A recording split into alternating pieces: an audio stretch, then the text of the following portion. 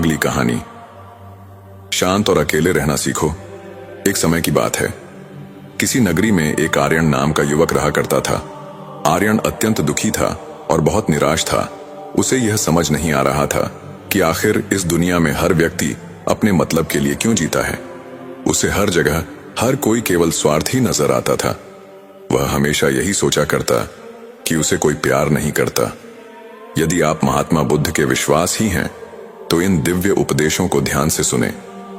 इस वीडियो को पूरा अंत तक देखें, वरना बाद में बहुत पछताना पड़ेगा।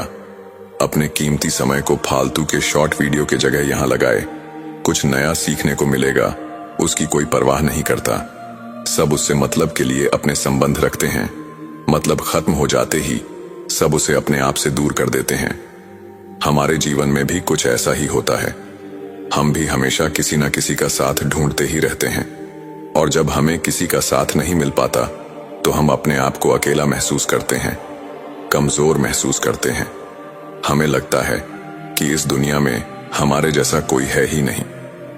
हमें कोई प्यार नहीं करता, हमारी कोई परवाह नहीं करता। लेकिन हम यह भूल जाते हैं कि अंत में तो हर किसी को अकेले ही जाना पड़ता है। आर्यन अपने इस अकेलेपन से बहुत परेशान हो चुका था, जिस कारण एक दिन आर्यन ने अपना घर छोड़ दिया और एक रास्ते पर निकल पड़ा। उसके मन में कई सारे विचार थे। उन विचारों में मग्न होकर वह उसे रास्ते पर आगे की ओर बढ़ता ही जा रहा था। तभी उसे रास्ते में एक आश्रम दिखाई पड़ा। वह उस आश्रम की ओर आगे बढ़ा।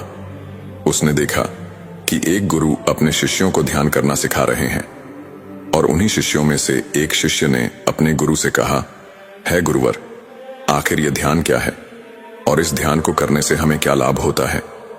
तभी वो गुरु अपने उस शिष्य के इस सवाल का जवाब देते हुए कहते हैं, पुत्र, ध्यान ही सच है और ध्यान हमें अकेला कर देता है। भंते, जितने ज्यादा अकेले होते जाते हैं उतना ही हम ध्यान में उतरते चले जाते हैं, और यही अकेलापन तुम्हें सत्य के मार्ग पर ले जाता है। उस वक्त आर्यन आश्रम के बाहर खड़े होकर यह सब कुछ देख रहा था। जैसे ही उसने उन गुरुवर के मुख से यह सारी बातें सुनी, वो दौड़ा दौड़ा उन गुरुवर के पास आया और कहने लगा, हे गुरुवर, यदि ध्यान हमें अकेला कर देता है तो इसका मतलब यह हुआ कि मैं इन सब चीजों में श्रेष्ठ हूं। आप तो ध्यान का सहारा लेकर अकेले होते हैं, लेकिन मैं तो ऐसे ही अकेला हूं। मेरा ऐसा कोई नहीं है जिसे मैं अपना कह सकूं, जो मेरी परवाह करता हो, जो मेरा ख्याल रखता हो, और मैं अपनी राह पर अकेला ही चलता चलता जा रहा हूं। आर्यन की यह सारी बातें सुनकर उन गुरुवर ने आर्यन को ध्यानपूर्वक देखा और उसके बाद उससे कहते हैं, बालक, अगर तुम अकेले हो तो तुम्हारे पीछे तुम्हारा पूरा परिवार, तुम्हारे मित्र, तुम्हारे शत्रु, तुम्हारे सगे संबंधी, इन सब को लेकर तुम कहां जा रहे हो। उन गुरुवर के मुख से यह बात सुनकर आर्यन चौंक उठा और उसने तुरंत ही पीछे मुड़कर देखा तो वहां पर कोई नहीं था। उसने कहा, कौन है मेरे पीछे? कोई तो नहीं, ना मेरे परिवार वाले, ना मेरे मित्र, ना मेरे शत्रु, और ना ही मेरे सगे संबंधी। मैं तो सबको पीछे छोड़ आया हूं, क्योंकि कोई मुझे नहीं पूछता, कोई मेरी परवाह नहीं करता, कोई मेरा ख्याल तक नहीं रखता, यहां तक कि मेरी कोई आवाज तक नहीं सुनना चाहता। लेकिन जब किसी के ऊपर कोई समस्या आई है तो वह मुझे अवश्य याद करते हैं, पर बाकी समय पर वो मुझे पूछते तक नहीं। उन्हें यह तक खबर नहीं होती कि मैं किस हाल में हूं, मैं जिंदा भी हूं या नहीं। उन सबको इन सब चीजों से कोई फर्क नहीं पड़ता।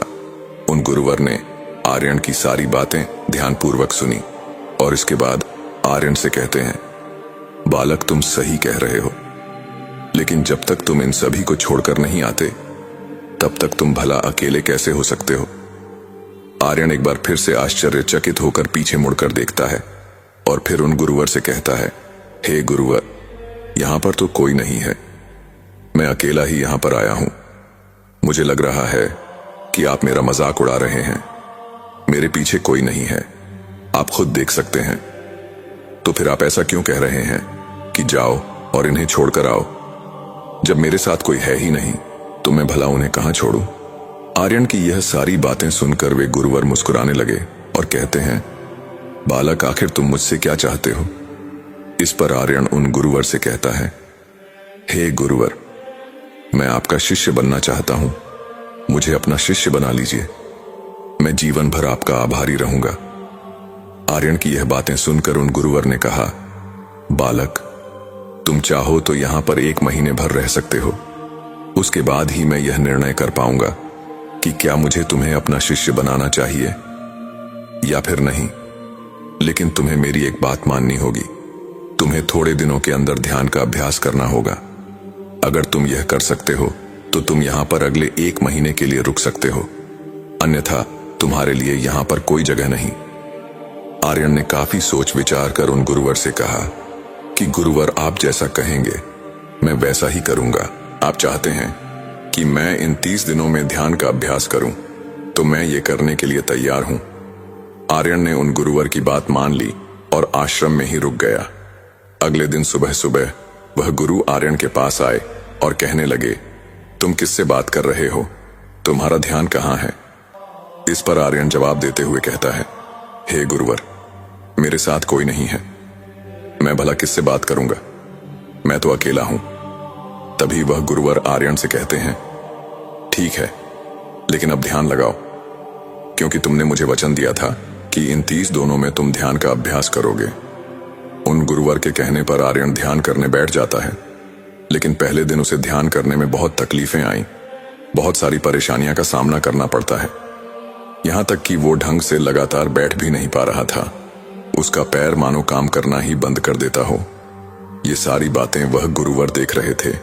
तभी उन गुरुवर ने आर्यन से कहा, तुम जितना देर चाहे उतनी देर बैठ सकते हो। यह कोई जरूरी नहीं है कि तुम लगातार बैठे ही रहो। यदि तुम्हें थोड़ी तकलीफ है तो तुम उठ सकते हो, टहल सकते हो और फिर आकर बैठ सकते हो। इतना कहकर वो गुरुवर वहां से चले गए। अगले दिन सुबह सुबह गुरुवर फिर आर्यन के पास आए और कहने लगे, बालक, ये कौन है? किससे बात कर रहे हो? कोई आया है क्या? उन गुरुवर की इस बात का जवाब देते हुए आर्यन उन गुरुवर से कहता है, हे गुरुवर, यहां पर तो कोई नहीं है। आप खुद देख लीजिए, मैं भला किससे बात करूंगा। तभी वह गुरुवर एक बार फिर आर्यन से कहते हैं, चलो ध्यान का अभ्यास करो। तभी आर्यन उन गुरुवर से कहता है, हे गुरुवर, क्या केवल आंखें बंद करके बैठ जाना इसे ही ध्यान कहते हैं? अगर इसे ही ध्यान कहते हैं तो यह तो बड़ा ही आसान है और इसे तो कोई भी कर सकता है। केवल आंखें बंद करके बैठना ही है। इसका जवाब देते हुए गुरुवर आर्यन से कहते हैं, बालक, केवल आंखें बंद करके बैठ जाना इसे ध्यान नहीं कहते। ध्यान करने के लिए तुम्हें अपने मन को आगाह करना होगा।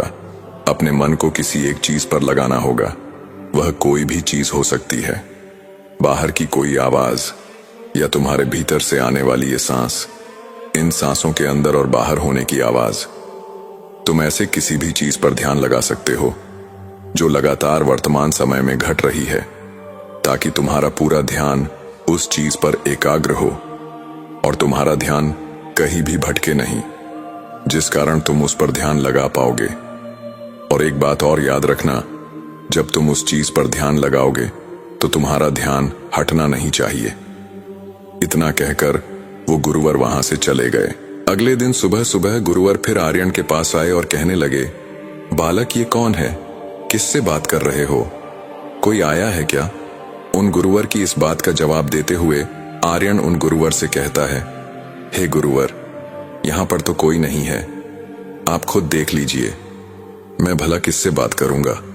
तभी वह गुरुवर एक बार फिर आर्यन से कहते हैं, चलो ध्यान का अभ्यास करो। तभी आर्यन उन गुरुवर से कहता है, हे गुरुवर, क्या केवल आंखें बंद करके बैठ जाना इसे ही ध्यान कहते हैं? अगर इसे ही ध्यान कहते हैं तो यह तो बड़ा ही आसान है और इसे तो कोई भी कर सकता है। केवल आंखें बंद करके बैठना ही है। इसका जवाब देते हुए गुरुवर आर्यन से कहते हैं, बालक, केवल आंखें बंद करके बैठ जाना इसे ध्यान नहीं कहते। ध्यान करने के लिए तुम्हें अपने मन को आगाह करना होगा। अपने मन को किसी एक चीज पर लगाना होगा।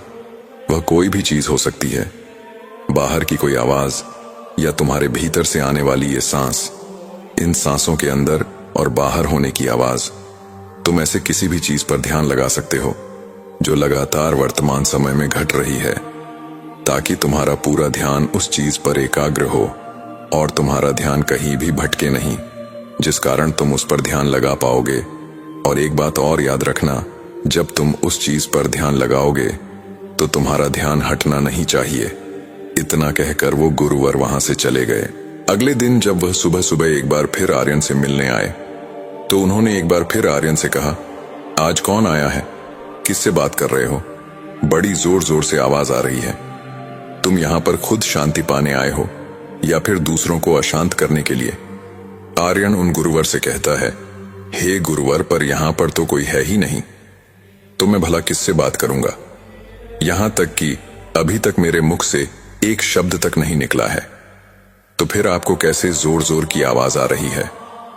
और जब मैंने एक शब्द भी नहीं बोला तो मैं भला दूसरों के लिए अशांति का कारण कैसे बन सकता हूं? तभी वह गुरुवर आर्यन से कहते हैं, ठीक है, चलो ध्यान पर अभ्यास करो। तभी आर्यन उन गुरुवर से कहता है, हे गुरुवर, मेरा एक प्रश्न है, क्या मैं आपसे पूछ सकता हूं? तभी गुरुवर आर्यन से कहते हैं, पूछो, तुम्हें क्या पूछना है? अब आर्यन उन गुरुवर से कहता है, हे गुरुवर, आप कहते हैं किसी भी एक चीज पर ध्यान लगाओ जो वर्तमान समय में घट रही हो, उस पर अपना पूरा ध्यान लगाओ। लेकिन जब मैं अपनी सांसों पर या फिर किसी ऐसी चीज पर ध्यान लगाने का प्रयास करता हूं जो लगातार घट रही है, तो मेरा ध्यान लगातार नहीं रह पाता। मैं पल पल भटकता रहता हूं। कभी मुझे कुछ याद आने लगता है तो कभी मुझे कुछ और याद आने लगता है। वो पुरानी चीज, वह पुरानी यादें मेरा पीछा नहीं छोड़ती। आपके कल यहां से चले जाने के बाद मैंने ध्यान करने के लिए बहुत प्रयास किया, लेकिन वह पुरानी यादें बार बार मुझे याद आ रही थीं, जिस कारण मैं एक चीज पर ध्यान लगा ही नहीं सका। तो अब मुझे क्या करना चाहिए? आर्यन की यह सारी बातें सुनकर गुरु मुस्कुराने लगे और वहां से चले गए। उन गुरुवर की हंसने की वजह आर्यन को समझ नहीं आई। अगले दिन सुबह सुबह एक बार फिर वह गुरुवर आर्यन के पास पहुंचे और कहा, बालक, ये तुम क्या कर रहे हो? चारों ओर आलस ही आलस फैला हुआ है। अपने पास से आलस को भगाओ, अन्यथा यह तुम पर हावी हो जाएगा और फिर तुम हमेशा इसके आदी बनकर रहोगे। तभी आर्यन उन गुरुवर से कहता है, हे गुरुवर, आप तो रोज एक ही बात कहते हैं कि यहां पर कोई है, लेकिन मुझे तो कोई नजर आता ही नहीं। आप ही बताइए, यहां पर कौन है? तभी वह गुरुवर आर्यन से कहते हैं, ठीक है, चलो अभ्यास के लिए चलते हैं। तभी आर्यन उन गुरुवर से कहता है, हे गुरुवर, मेरा एक प्रश्न है, आपकी आज्ञा हो तो मैं आपसे पूछना चाहता हूं। गुरुवर आर्यन से कहते हैं, हां पूछो, क्या प्रश्न है तुम्हारा? तब आर्यन उन गुरुवर से कहता है, हे गुरुवर, आपकी कृपा से अब मैं पहले से बेहतर तरीके से ध्यान कर पा रहा हूं, लेकिन अभी भी मुझे एक समस्या आ रही है, और वह यह है कि जब भी मैं अपनी सांसों पर ध्यान देता हूं तो मेरा मन एकाग्र होता है और मैं पहले से ज्यादा और अच्छी तरह से ध्यान भी लगा पाता हूं। लेकिन ध्यान लगाते लगाते मुझे नींद आने लगती है और मैं सो जाता हूं। फिर उसके बाद मुझसे ध्यान नहीं हो पाता। उसके बाद केवल बस मुझे नींद ही नींद आती रहती है और मैं ध्यान की तरफ फिर अपने आप को मोड़ नहीं पाता। आर्यन की यह बात सुनकर वह गुरुवर आर्यन से कहते हैं, चलो ध्यान करने चलते हैं। 5वें दिन जब सुबह सुबह वह गुरुवर आर्यन के पास पहुंचते हैं तो वह कहते हैं, बालक, तुमने इतने लोगों को क्यों बुला रखा है? इतने सारे लोग तुम्हें ध्यान नहीं करने देंगे। तुमने इतने सारे लोगों को क्यों बुलाया है? इन्हें यहां से जल्दी भेजो। मुझे ये बिल्कुल नहीं पसंद। तुम तो यहां पर अकेले आए थे, जैसा कि तुमने कहा, तो फिर इतने सारे लोगों को तुमने आज क्यों बुला रखा है? इन्हें अभी के अभी वापस छोड़कर आओ। तभी आर्यन उन गुरुवर के बारे में मन ही मन यह सोचता है कि लगता है ये गुरुवर पागल हो चुके हैं। वे जब भी रोज आते हैं तो हमेशा एक ही बात कहते हैं कि यहां पर कोई है, लेकिन मुझे तो कोई नजर ही नहीं आता। उसने बड़ी विनम्रता से उन गुरुवर से कहा, हे गुरुवर, शायद आपकी आंखें जो देख पा रही हैं वो मैं नहीं देख पा रहा हूं। मुझे तो यहां पर कोई नजर नहीं आता। फिर आप कैसे यहां पर लोग ही लोग नजर आ रहे हैं? तभी वे गुरुवर आर्यन से कहते हैं, अच्छा ठीक है, चलो अब ध्यान का अभ्यास करते हैं। तभी आर्यन उन गुरुवर से कहता है, हे गुरुवर, मुझे ध्यान के वक्त नींद आई थी, जैसा कि मैंने आपको बताया था। उस पर तो मैंने नियंत्रण कर लिया, लेकिन अब जब भी मैं ध्यान करने बैठना हूं किसी एक चीज पर अपना ध्यान केंद्रित करता हूं तो मेरे मन में विचारों का सैलाब उठाता है। मानव विचारों की बाढ़ सी आ जाती है। इतने विचार तो आंख खोलकर भी मैंने कभी नहीं देखे होंगे, जितने की आंखें बंद करने के बाद मुझे नजर आते हैं। और इन विचारों में कुछ ऐसे विचार भी मेरे मन में आते हैं जिनके बारे में आज तक मैंने सोचा तक नहीं। मुझे उनके बारे में कुछ भी नहीं पता। ये सब क्यों हो रहा है गुरुदेव? उन गुरुवर ने आर्यन की यह बात सुनकर कहा, अच्छा ऐसा हो रहा है।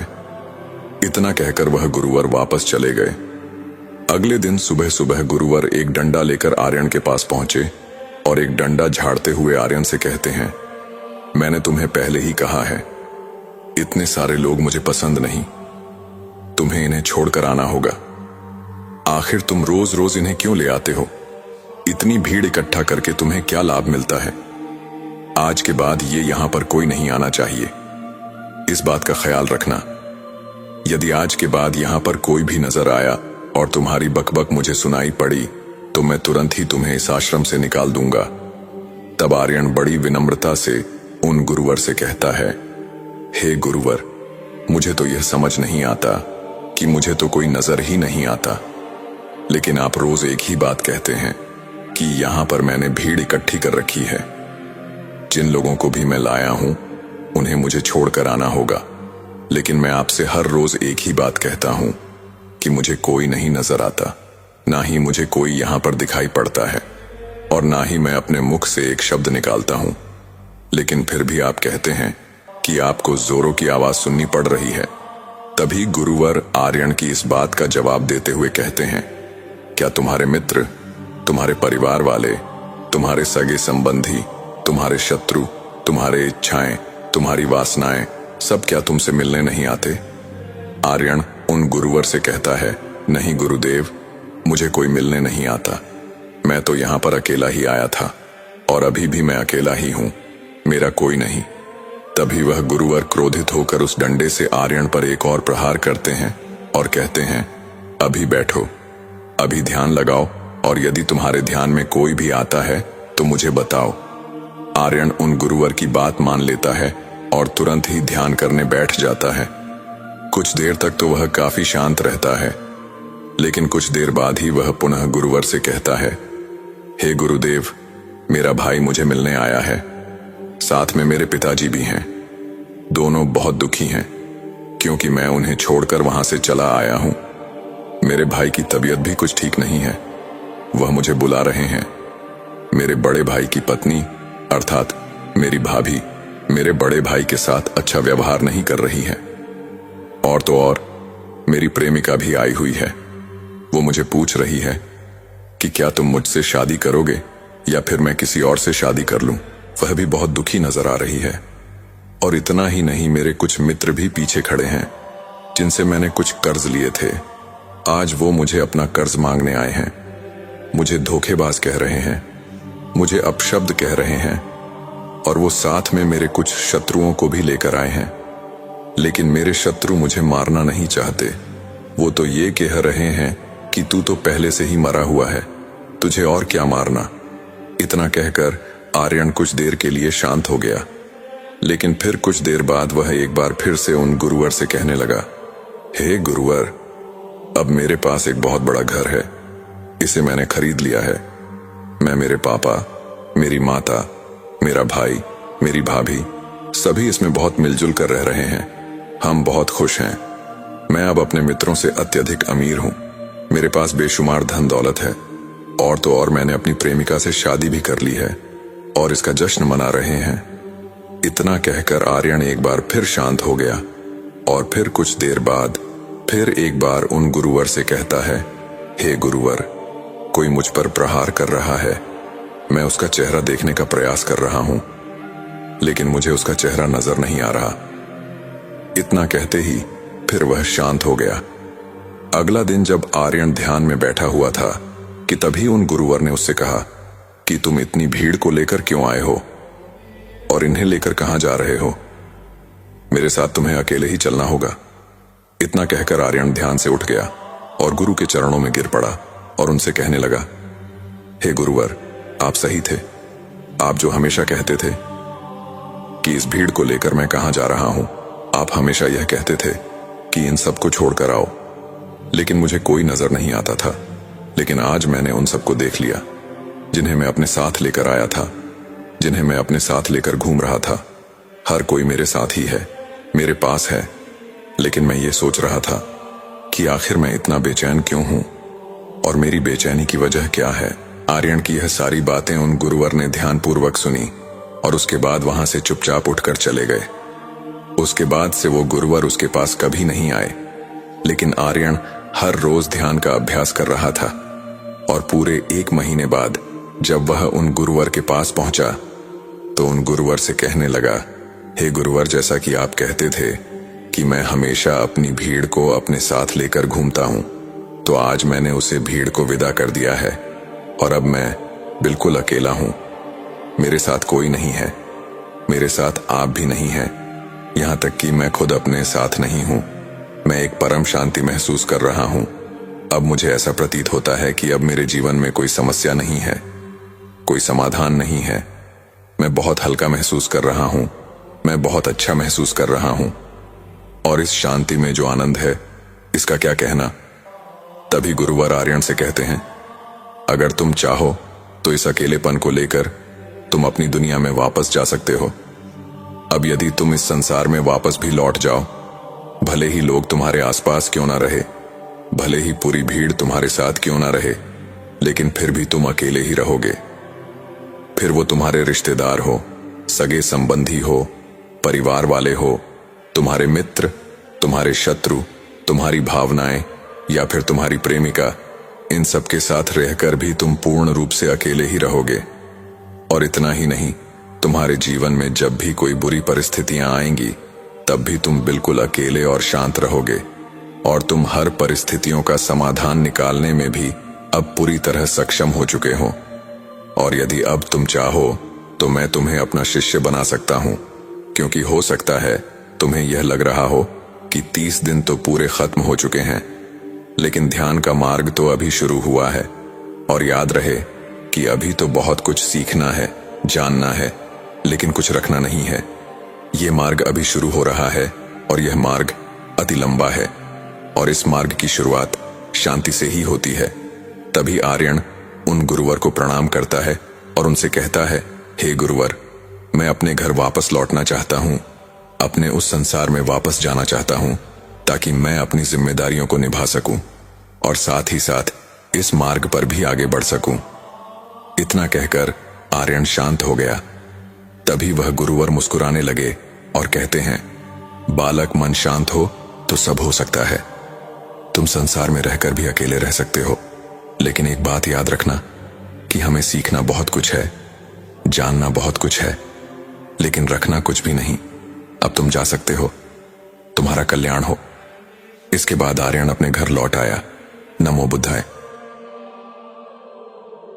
दोस्तों, आज की इस कहानी में हम आपको कुछ ऐसे तरीके बताएंगे कि जिनसे आप धोखा खाने से खुद को बचा सकते हैं। जो लोग दूसरों की बुरी बातों पर अधिक ध्यान देते हैं वे अपने जीवन में अशांत रहते हैं। अगर हम अपने जीवन में सुख शांति पाना चाहते हैं तो दूसरों की बुरी बातों को नजरअंदाज कर देना चाहिए। जो लोग हमारे आसपास रहते हैं उनकी जरूरत पड़ने पर मदद जरूर करनी चाहिए। दूसरों की मदद करने से हमें भी शांति मिलती है। हमारे सामने ऐसी बहुत सी चीजें आती हैं जो हमें बिल्कुल भी पसंद नहीं होती, लेकिन हमें उनके साथ रहना पड़ता है। आप बुरी चीजों को बदल नहीं सकते, बस आपको उनसे बचने का तरीका आना चाहिए। तो चलिए जानते हैं उन तरीकों के बारे में। वो गौतम बुद्ध जी ने अपने शिष्यों को बताई थी। नमस्कार दोस्तों, ट्रू लाइन चैनल पर आपका स्वागत है। तो शुरू करते हैं। मानव नाम का एक नौजवान लड़का था। वह गुस्से में आकर जंगल में चला गया। मानव जंगल के एक वृक्ष पर गुस्सा निकाल रहा था। वह बहुत जोर जोर से मुक्के मार रहा था। वह अपने मन का गुस्सा निकालने की कोशिश कर रहा था। शायद उसको किसी ने धोखा दिया था या फिर उसके साथ बहुत बुरा हुआ था, जिससे वह बहुत ज्यादा परेशान था। उसे कहीं भी शांति नहीं मिल रही थी। वह लगातार उस वृक्ष पर मुक्का मार रहा था जिससे उसकी उंगलियां लहूलुहान हो चुकी थीं। उसी जंगल में एक शीतल पानी का झरना था। वहां पर एक बौद्ध गुरु रोज संध्या के समय स्नान करने आया करते थे। यह उनका नित्य का नियम था।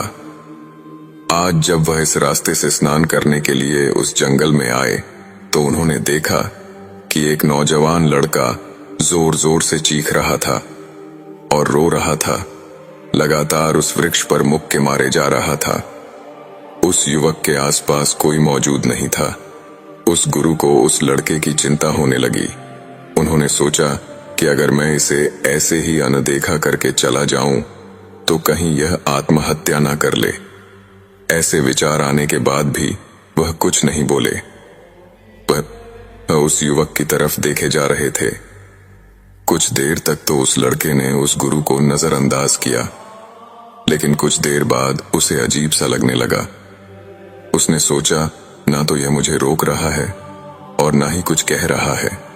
यह तो बस मुझे देखे जा रहा है। इसका क्या मतलब है? बहुत अजीब आदमी है। ऐसे ही विचार उस युवक के मन में उठने लगे। जब कुछ देर बाद भी वह गुरु कुछ नहीं बोला तो उस लड़के ने अचानक से उस गुरु से पूछा कि महाशय, आप अपने रास्ते क्यों नहीं चले जाते? आपको क्या मतलब है? आप यहां रुककर मुझे देख क्यों रहे हैं?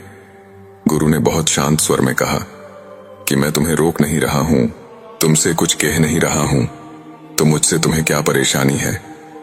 मेरी तरह ही यह वृक्ष, पौधे और पक्षी, यह सब तुम्हें तो देख ही रहे हैं। जब इनसे तुम्हें कोई परेशानी नहीं है तो मुझसे क्यों परेशानी है? यह सुनकर वो लड़का जोर से चीख कर बोला, मुझे सबसे परेशानी है। मैं सबसे नफरत करता हूं। यहां पर सब धोखेबाज, गद्दार लोग रहते हैं। इस दुनिया में कोई किसी का नहीं होता। इस तरह बोलते बोलते वह फूट फूट कर रोने लगा। वो लड़का रोए जा रहा था और गुरु उसे देखे जा रहा था। वह गुरु उसे चुप कराने की कोशिश भी नहीं कर रहा था। यह बात तो उस लड़के को और ज्यादा अजीब लगी। अब रोना बंद करके उस लड़के ने सीधे होकर उस गुरु से कहा, आप बहुत अजीब आदमी हैं। आपके सामने कोई इंसान रो रहा है और आप उसे चुप भी नहीं करा सकते। आपके मन में बिल्कुल भी संवेदना नहीं है। बहुत अजीब और कठोर हृदय वाले साधु हैं आप। आपको अपने साधु होने पर खेद होना चाहिए। और ऐसे ही ना जाने क्या क्या जली कटी बातें वह लड़का उस गुरु को सुनाने लगा। कुछ देर बाद जब उस लड़के का गुस्सा निकल चुका तब बौद्ध गुरु ने बहुत ही शांत स्वर में कहा कि आज मैं तुम्हें कंधा दे सकता हूं, तुम्हारे आंसू भी पोंछ सकता हूं, लेकिन इससे तुम्हारी समस्या का समाधान नहीं होगा। कुछ देर के लिए तुम्हारा मन शांत हो जाएगा, उसके बाद फिर वही जिंदगी, वही लोग जो तुम्हें आज कंधा देने के लिए भी तुम्हारे पास नहीं है। फिर से तुम उसी जिंदगी में लौट जाओगे।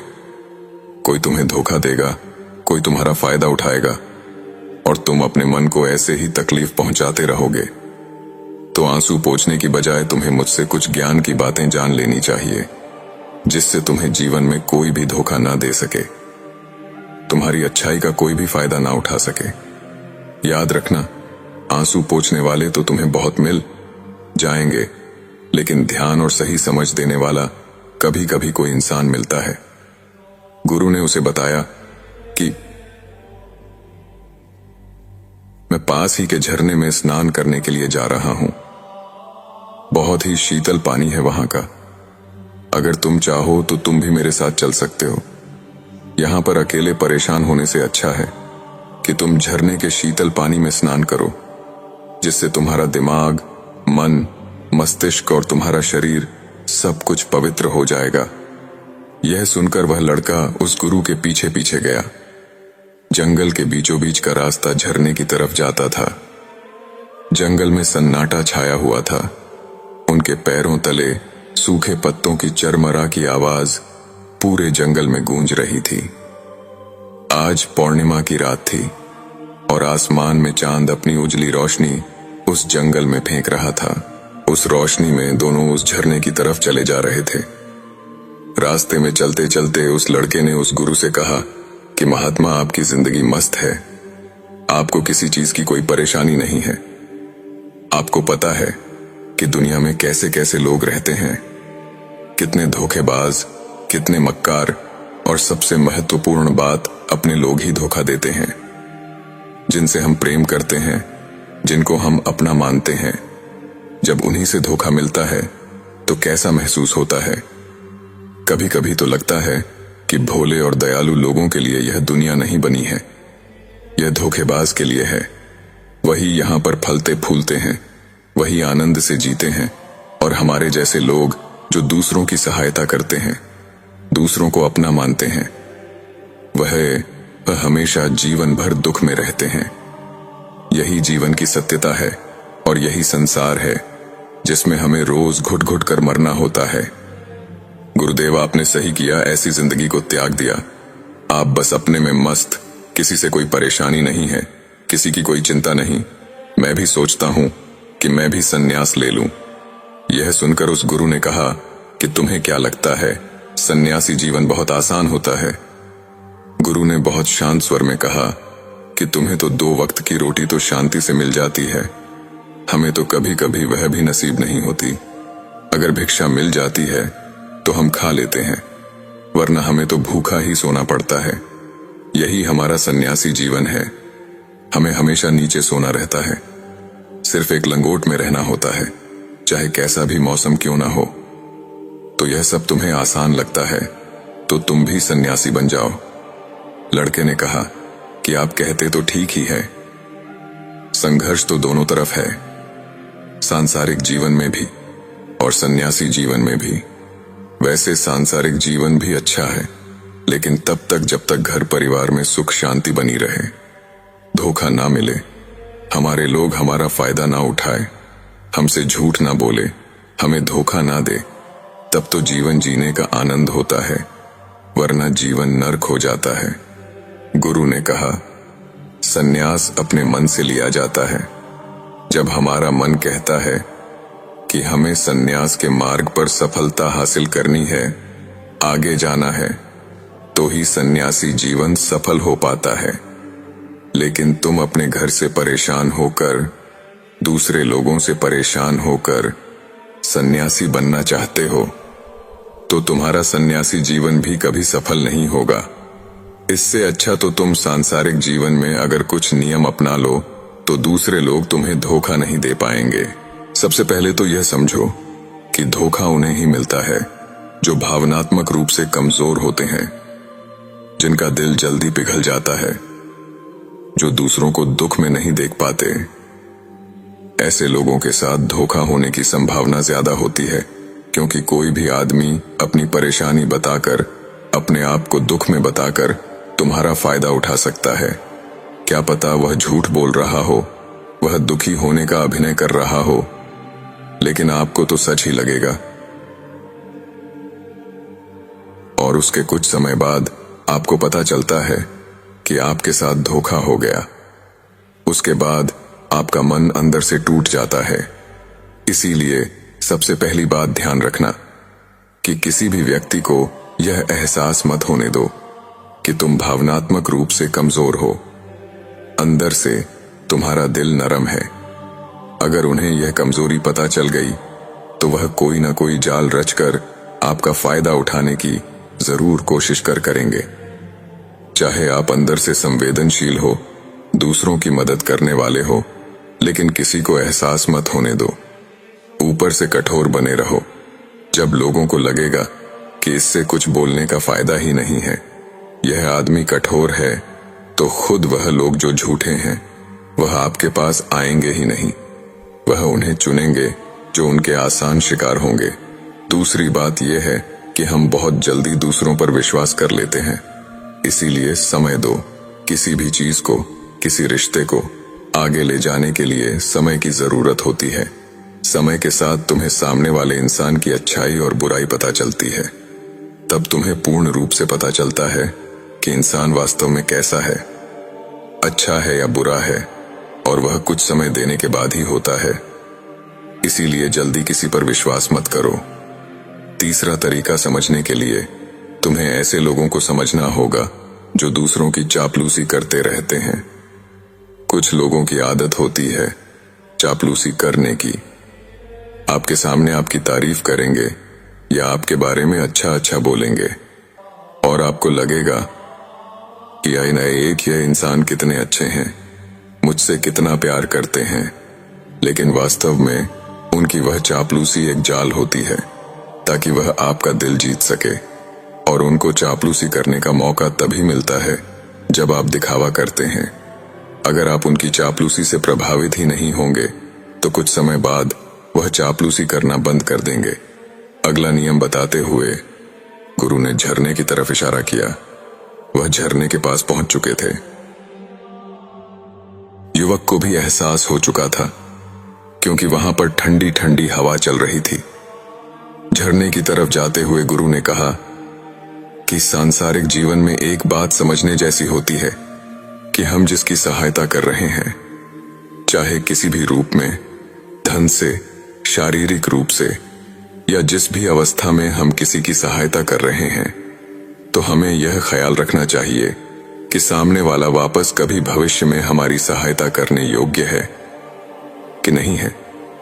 दोनों ने अपने वस्त्र उतारकर उस झरने के शीतल पानी में कूद गए। पानी ठंडा था। उन दोनों की सारी थकान और उदासी पल भर में ही दूर हो गई। स्नान कर लेने के बाद दोनों उस झरने के सामने एक वृक्ष के नीचे बैठकर बातें करने लगे। गुरु ने उसे आगे समझाते हुए कहा कि शुरुआत में लोगों को नजरअंदाज करना सीखो। जब तुम किसी को शुरुआत में नजरअंदाज करते हो तो जो भी लोग किसी लालच की वजह से तुम्हारे पास चिपक रहे थे, उनकी छटनी हो जाएगी। जब तुम उनको नजरअंदाज करोगे तब एक दो बार लोग तुम्हारे पास आने की कोशिश करेंगे। उसके बाद वह तुमसे दूरियां बना लेंगे और जो आदमी तुम्हारी इंसानियत, तुम्हारी अच्छाई देखकर तुम्हारे पास आएगा, वह नजरअंदाज करने के बावजूद भी तुम्हारे करीब ही बना रहेगा। और यही तो एक सच्चे इंसान की पहचान होती है। जो हमारे अपने होते हैं उनसे हम तकरार भी कर लेते हैं, उसके बावजूद भी वह हमारी बातों का बुरा नहीं मानते हैं। चाहे कुछ ही समय के लिए वह हमसे नाराज रहे, लेकिन कुछ समय बाद फिर से हम एक हो जाते हैं। और यही तो घर परिवार का मतलब होता है, यही तो अपनों का मतलब होता है। इसीलिए शुरुआत में अनजान लोगों को नजरअंदाज करना सीखो, इग्नोर करना सीखो, ताकि धोखेबाज, मक्कार लोग तुम्हारे करीब ही ना आ पाए। गुरु ने अपनी आखिरी और 5वीं बात बताते हुए कहा कि यह आखिरी सीख सबसे ज्यादा महत्वपूर्ण है। सब कुछ होने बाद भी तुम्हें धोखे मिल सकते हैं, लेकिन तुम अगर अपनी आंख और कान और अपना दिमाग खोल कर रखते हो, अगर तुम होश में रहोगे, ध्यान करोगे, तो तुम्हें इंसान की आंखें देखते ही समझ में आ जाएगा कि उसे तुमसे क्या चाहिए। तुम उसकी इच्छा और उसका स्वभाव उसकी आंखों में ही देख सकते हो। लोगों की आंखों में उनकी वाणी, उनका स्वभाव दिखाई देता है। बस हम ही अपनी आंखें मूंह कर रहते हैं। दूसरे लोगों से जानो, उसके रिश्तेदारों से जानो, उसके परिवार वालों से जानो कि वह इंसान कैसा है, दूसरों के साथ उसका व्यवहार कैसा है। उसकी जांच करो, तब किसी पर विश्वास करो। ऐसे ही किसी पर विश्वास मत कर लेना। अगर तुम किसी के साथ लंबे समय तक भरोसा करना चाहते हो, किसी के साथ कोई संबंध बनाना चाहते हो और कोई दोस्ती करना चाहते हो या किसी की मदद करना चाहते हो, तो इन सभी परिस्थितियों के बारे में तुम्हें जरूर पता होना चाहिए कि दूसरे लोग उस इंसान के बारे में क्या सोच रखते हैं। इसके बाद तुम जीवन में कभी भी धोखा नहीं खाओगे और तुम्हें कभी भी धोखे की वजह से पछताना नहीं होगा। इसी तरह की बातें करते हुए गुरु और मानव दोनों जंगल से बाहर आ गए और अपने अपने घर को चले गए। दोस्तों, इस कहानी को जरा ध्यान से सुनिएगा क्योंकि यह कहानी आपकी जिंदगी बदलने वाली है। इसमें बताया गया है कि क्यों हमको मौन रहने के लिए बोला जाता है। दोस्तों, यह बात सत्य है कि जब हम खुद पर ध्यान देते हैं तो हमारी जीवन बेहतर हो जाता है, लेकिन जब हम दूसरों पर ध्यान देते हैं तो हमको सिर्फ उनकी परेशानियां ही सुनने को मिलती हैं और हम उनकी जिंदगी का एक मुश्किल हिस्सा भी बन जाते हैं। फिर भी कुछ लोग हमेशा दूसरों की जिंदगी में दिलचस्पी रखते हैं और यह जानने की कोशिश करते रहते हैं कि कि उनकी जिंदगी में क्या चल रहा है, कैसे चल रहा है। ऐसे लोग ही अक्सर परेशान और दुखी रहते हैं और कई बार नई मुसीबत को अपने सिर ले लेते हैं। आज की कहानी भी इसी विषय पर है। यह कहानी आपको अवश्य सुननी चाहिए। नमस्कार दोस्तों, ट्रू लाइन यूट्यूब चैनल पर आपका स्वागत है। आइए कहानी शुरू करते हैं। जंगल में एक गुरु का एक बहुत ही सुंदर आश्रम था, जहां नदियों की ठंडी धारा और पक्षियों की चहचहाहट से आश्रम में हमेशा शांति और सुकून का माहौल रहता था। इस आश्रम में एक बौद्ध भिक्षु अपने एक शिष्य के साथ रहा करते थे। शिष्य का नाम मानव था। इस सुकून भरे वातावरण के बीच गुरुदेव के शिष्य मानव की एक आदत थी जो गुरुदेव को अक्सर परेशान किया करती थी। मानव में एक ऐसी आदत थी जिसे कई बार गुरुदेव ने सुधारने की कोशिश की थी, पर वह अपनी आदत से बाज नहीं आता था। मानव हमेशा दूसरों के जीवन में दखल देता था। जब भी उसे कोई अनजान व्यक्ति मिलता तो वह उससे बेवजह बहुत बातें करता, फालतू की बातें करता और अजीबोगरीब सवाल पूछता रहता। इससे कभी कभी सामने वाला गुस्से में आकर उससे बोलता कि भाई यह सब क्या बोल रहे हो, लेकिन फिर भी वह अपनी आदत से बाज नहीं आता था। वह जब भी आश्रम से बाहर भिक्षा मांगने जाता, लोगों से उनके निजी जीवन के बारे में सवाल पूछता। वह जानना चाहता था कि उनकी जिंदगी में क्या चल रहा है, कौन किससे क्या कह रहा है और कौन किस दिशा में जा रहा है। उसे हमेशा दूसरों के बारे में बातें करने की आदत थी, जबकि गुरुदेव उसे बार बार समझाते थे कि अपना ध्यान केवल अपने कर्मों पर लगाओ, दूसरों के जीवन में हस्तक्षेप करना ठीक नहीं है। एक दिन गुरुदेव ने मानव से कहा, मानव, तुम अपनी ऊर्जा दूसरों के जीवन में झांकने में क्यों लगाते हो? हर व्यक्ति का जीवन उसका अपना है और उसमें दखल देना तुम्हारे ध्यान और साधना में बाधा उत्पन्न कर रहा है। लेकिन मानव की यह आदत आसानी से छूटने वाली नहीं थी। हर बार वह वही गलती दोहराता और गुरुदेव उसे फिर से समझाते। मानव की यह आदत मनो छूटने का नाम ही नहीं ले रही थी। एक दिन गुरुदेव ने मानव को अपने साथ भिक्षा लेने के लिए गांव में ले जाने का निर्णय लिया। वह जानते थे कि यदि उसे सही समय पर सबक नहीं सिखाया गया तो उसकी आध्यात्मिक यात्रा अधूरी रह जाएगी। गांव में पहुंचने के बाद गुरुदेव ने उसे अकेला छोड़ दिया ताकि वह खुद लोगों से मिल सके और भिक्षा मांग सके। मानव ने कुछ घरों पर दस्तक दी। भिक्षा मांगने के दौरान उसकी पुरानी आदत फिर से उभर आई। वह हर व्यक्ति से उनके निजी जीवन के बारे में पूछता। एक घर के द्वार पर उसने एक स्त्री से पूछा, तुम्हारे पति कहाँ हैं? क्या तुम्हारे बच्चे स्कूल जाते हैं? औरत को बहुत गुस्सा आया और वह उसे बुरा भला सुनाने लगी और कहने लगी, तुम कम बोलो, यही तुम्हारे लिए अच्छा होगा। दरअसल उसके पति को किसी गलत कार्य के कारण कारावास में डाल दिया गया था और उसके बारे में फैल रही गलत अफवाहों के बारे में सुन सुनकर वह स्त्री बहुत परेशान हो चुकी थी। पर मानव को तो सबके जीवन के बारे में जानने की गहरी उत्सुकता रहती थी कि हर किसी के जीवन में क्या चल रहा है। अब उस स्त्री से बर्दाश्त नहीं हुआ। तब उस स्त्री ने गांव वालों के सामने मानव को बहुत मरा, जिससे वह लहूलुहान हो गया और उसको असहनीय पीड़ा भी होने लगी। मानव उस स्त्री से बचने का प्रयास करता, पर उस स्त्री ने उसे बहुत की बुरी तरह पीटा।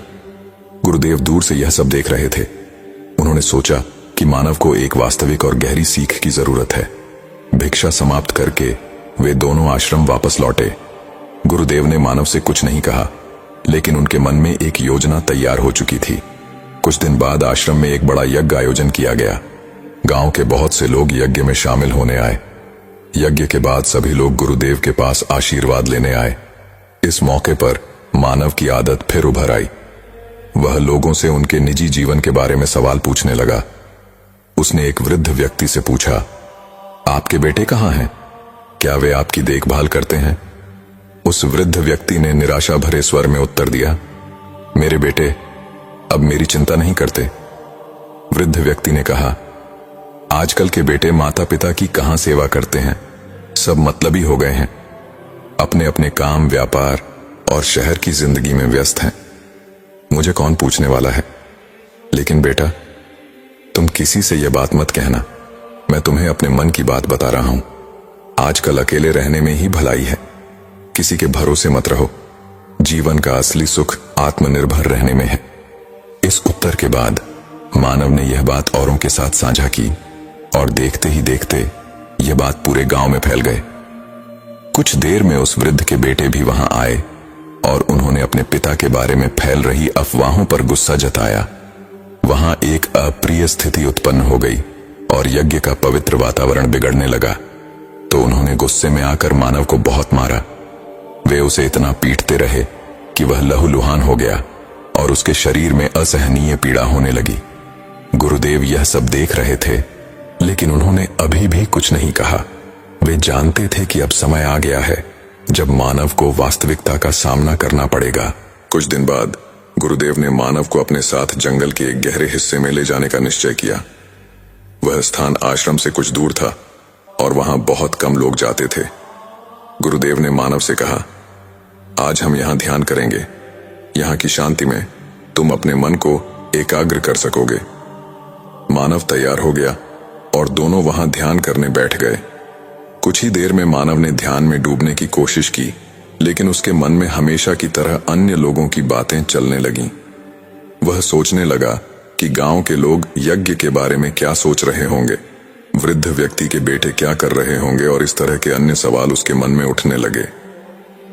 उसका मन शांत नहीं हो पा रहा था। मानव ध्यान में बैठने के बजाय बेचैन था।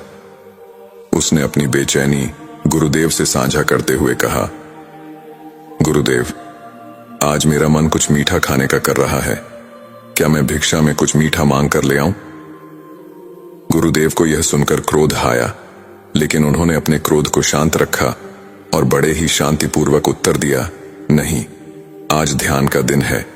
आज हम भोजन के बारे में नहीं, केवल ध्यान के बारे में सोचेंगे। मानव ने कहा, ठीक है गुरुदेव, पर उसकी उत्सुकता शांत नहीं हुई। फिर गुरुदेव उसे एक लंबी यात्रा पर ले गए। दिन भर चलते रहे और मानव भूख और प्यास से व्याकुल था। शाम के करीब जब उसकी हालत खराब होने लगी, उसने गुरुदेव से कहा, गुरुदेव, क्या हम पानी पी सकते हैं? गुरुदेव ने शांति से उत्तर दिया, नहीं, हम पानी नहीं पी सकते। इस साधना का यही उद्देश्य है कि हम अपने शरीर को मानसिक और शारीरिक रूप से मजबूत बनाएं। बिना किसी भौतिक आवश्यकता के ध्यान में स्थित रहना ही असली साधना है। कुछ देर और चलने के बाद मानव की प्यास बर्दाश्त से बाहर हो गई। उसका गला सूख रहा था और शरीर कांपने लगा। अंततः उससे रहा नहीं गया। उसने गुस्से में कहा, गुरुदेव, ये कैसी शिक्षा है जिसमें हम पानी तक नहीं पी सकते? उसने जिद करते हुए कहा, नहीं गुरुदेव, मुझे अभी पानी चाहिए, मैं और इंतजार नहीं कर सकता। गुरुदेव ने तब कहा, ठीक है, यहां से कुछ दूरी पर एक गांव है जहां एक कुआं है, तुम वहां जाकर पानी पी सकते हो। मानव तुरंत गांव की ओर भागा। वहां पहुंचकर उसने गांव वालों से पानी मांगने की कोशिश की, लेकिन लोगों ने उसे देखते ही किनारा कर लिया। वे जानते थे कि मानव बहुत सवाल पूछता है और लोगों को परेशान करता है, इसलिए सभी उससे बचने लगे। मानव ने पुकारा, सुनो, मेरी बात तो सुनो, मुझे पानी चाहिए। लेकिन कोई उसकी बात सुनने को तैयार नहीं था। गांव वालों को डर था कि वह पानी के बहाने फिर से फालतू सवाल करेगा और उन्हें परेशान करेगा। आखिरकार उसे खुद ही कुएं से पानी निकालना पड़ा। प्यास इतनी तेज थी कि वह कुछ और सोच भी नहीं पाया।